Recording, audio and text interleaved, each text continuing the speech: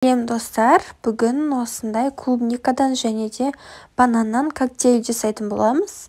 Бізге 15-20 шақты клубника және де бір банан қажет. Бананды осылай дөңгелектеп турап, клубника екеуін морозильникте қатырып аламыз.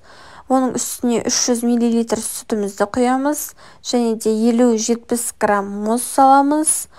2 шай қасық бал саламыз.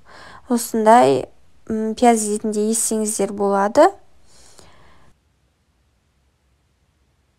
Барлығы жақсы, толықтай езілу керек.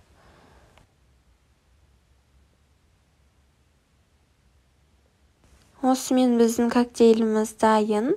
Қоюлығы дәл осылай болу қажет. Дәмі енді өте керемет. Міндетті түрде жасап көріңіздер. Ас болсын, әсіресе жазды күндері жасасаңыздар, өте керемет болады.